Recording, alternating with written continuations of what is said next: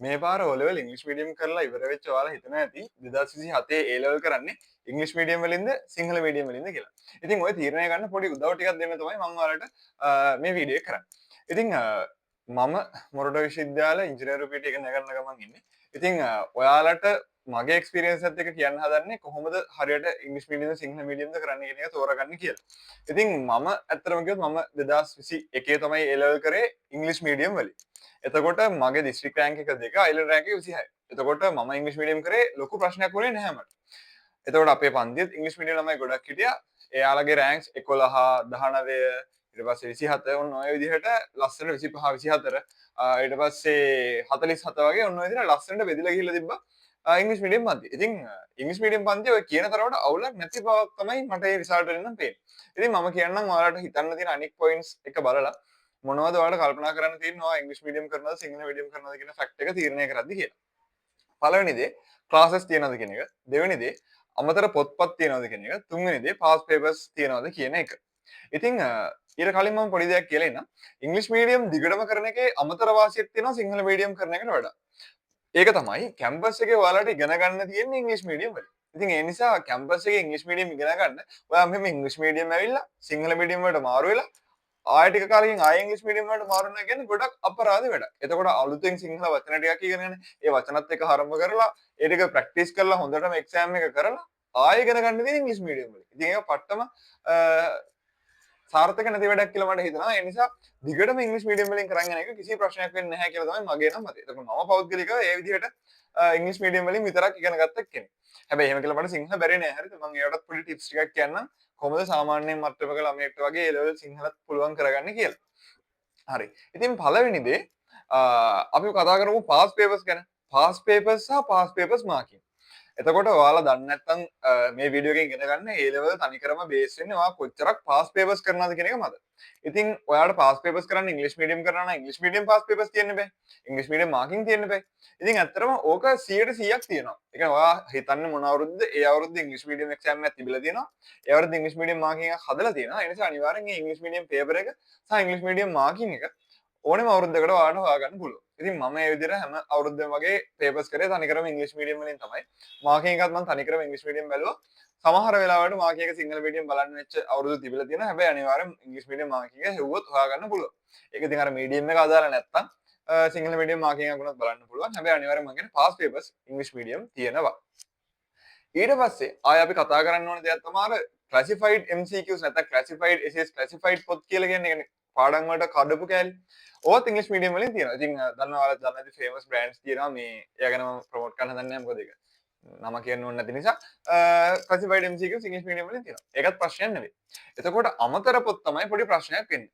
සාමාන්‍යයෙන් මම දන්න විදිහට රෝසස් ඔයගේ විවරණවල ඉංග්‍රීසි මීඩියම් version එකක් තියෙනවා. එතකොට ඔයා ඒක හොයාගත්තොත් ඔයාලට ඒකත් ප්‍රශ්නයක් වෙන්නේ නැහැ.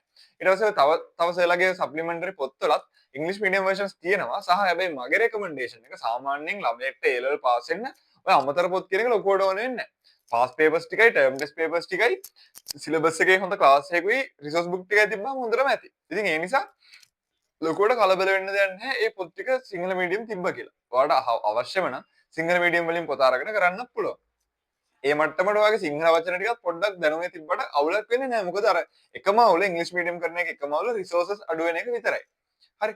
හරි. ඊට පස්සේ ටර්ම් ටෙස්ට්. සාමාන්‍යයෙන් හැම ඉස්කෝලේම වගේ හැම පළාතෙම වගේ ඉංග්‍රීසි මීඩියම් ටර්ම් ටෙස්ට් එකකුත් තියෙනවා. ඉතින් ඒ නිසා ඔයාලා බය වෙන්නේ නැතුව ඔයාලට ඇති තරම් ඉංග්‍රීසි මීඩියම් ටර්ම් ටෙස්ට් පේපර්ස් හොයාගන්න පුළුවන්.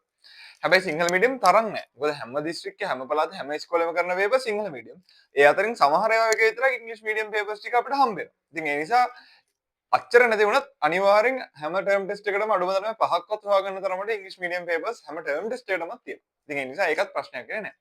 ඉතින් අපි අන්තිමට කතා කරමු ඉංග්‍රීසි මීඩියම් ක්ලාසස් කියන වැදගත් කරුණ ගැන.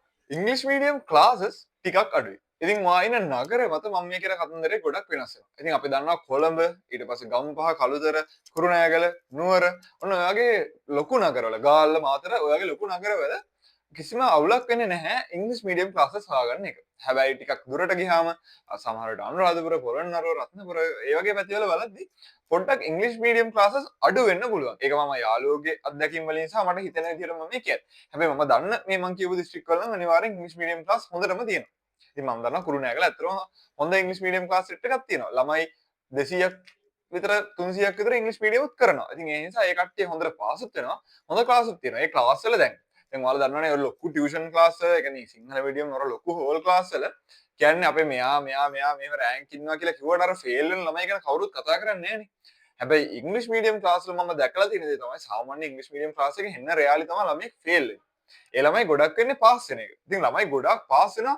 ගොඩක් කට්ටිය රෑන්ක් දානවා. ඒතර පන්තියක් වශයෙන් ගත්තාම ඇවරේජ් එක වැඩිම රිසල්ට් තියෙන පන්ති තියෙන ඉංග්‍රීසි මීඩියම් ක්ලාසස්. ඉතින් ඒ වගේ තියෙන කම්පිටිෂන් එක, ඒ වගේ පේපර් ක්ලාස් එකට ගියොත් ඒ වගේ ඉංග්‍රීසි මීඩියම් ළමයි එක තරඟ කරලා හම්බ වෙන ඒ එක්ස්පෝෂර් එක සෑහෙන්න වටිනවා. ඉතින් මම දන්න විදිහට A level රෑන්කින් වල ගත්තත් පළවෙනි අයිලන්ඩ් රෑන්ක් 20 25 ඇතුළත ඉංග්‍රීසි මීඩියම් වලින් A level කරපු ළමයි ගොඩක් ඉන්නවා. ඉතින් ඔන්න ඔය විදිහට ගත්තාම ඉංග්‍රීසි මීඩියම් A level කරනවා කියන එක ලොකු ප්‍රශ්නයක් වෙන්නේ නැහැ.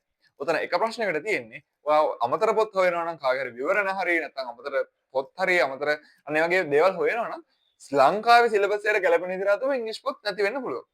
හැබැයි තව එක ප්ලස් පොයින්ට් එකක් ඔයාලට YouTube එකේ දෙයක් ඉගෙන ගන්න ඕන නම් සිංහල මීඩියම් ළමයට YouTube එකේ ගිහිල්ලා හිතන්නකෝ ඉන්ටර්නැෂනල් YouTubers ලා කරන YouTube වීඩියෝස් බලලා තේරුම් ගන්න අමාරුයි. මොකද එයාලට ඉංග්‍රීසි මීඩියම් දැනුමක් නැහැනේ. හැබැයි ඉංග්‍රීසි මීඩියම් ළමයින්ට පුළුවන් ඉන්ටර්නැෂනල් YouTubers ලා ඉන්ටර්නැෂනල් ටියුටර්ස් ලා කරන දේවල් බලලා තමන්ගේ දැනුම වැඩි කරගන්න. ඒ දැනුම ලංකාවේ සිලබස් එකට අදාළද නැද්ද කියලා තමන්ගේ රිසෝස් බුක් එක බලලා දැනගන්න පුළුවන්. ඒක බලලා ඒකට අදාළ පාඩම් ටික ඉන්ටර්නෙට් එකෙන් YouTube එකෙන් ඔන්ලයින් ගයිඩ්ස් වලින් ඒ වගේ ඉගෙන ගන්න පුළුවන්. ඇත්තටම සමහර channels තියෙනවානේ Professor Dave explains වගේ channels තියෙනවා. සනිකරම අපේ සිලබස් එකම ඉංග්‍රීසි වලින් කරන හැබැයි අපේ සිලබස් එකම තමයි හැබැයි complexity සමහර පාඩම් complex වැඩි සමහර පාඩම් complex අඩුයි.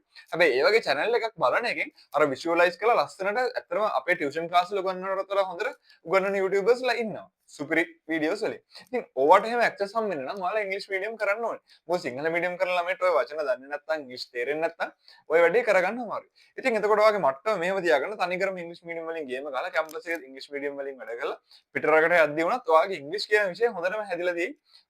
නැචරලිම ඉංග්‍රීසි මීඩියම් කරොත්. ඉතින් මම ඔයාලට පොරොන්දු වෙනවා කිසිම වෙලාවක පේපර්ස් වල ට්‍රාන්ස්ලේෂන් ප්‍රශ්නයක් එන්නේ නැහැ පාස් පේපර්ස් වල නම්.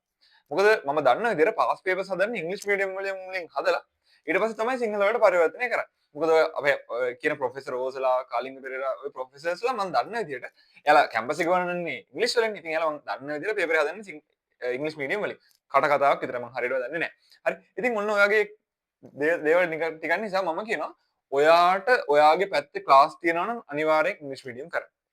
ඔයාලගේ පැත්තේ ක්ලාස් නැත්තම් විතරක් පොඩ්ඩක් දෙපාරක් හිතලා බලන්න. එහෙම නැත්තම් ඔයාලට සිංහල මීඩියම් වලට ආයෙ මාරු වෙන්න වෙන කිසිම හේතුවක් නැහැ කියලායි මම නම් කියන්නේ. ඉතින් ඒ නිසා මම හිතනවා මේ වීඩියෝ එකේ මම කතා කරපු මේ පොඩි දේවල් ටික ඔයාලා 2027 O level කරන්නේ ඉංග්‍රීසි මීඩියම්ද සිංහල මීඩියම්ද කියන එක තීරණය කරන්න ලොකු උදව්වක් වෙන්නද කියලා. ඉතින් පොඩි ඇඩ්වයිස් එකක් දෙන්න නිසා සිංහල මීඩියම් කට්ටිය පරිස්සමෙන් ඉංග්‍රීසි මීඩියම් වලට මාරු වෙන ටිකක් අමාරුයි. ඒ නිසා සිංහල මීඩියම් කට්ටිය ඉංග්‍රීසි මීඩියම් වලට මාරු වෙන එක ගැන මම මුකුත් හොඳ දෙයක් කියන්නේ නැහැ. ඔයාලා කරන් ආපු එක යන්න.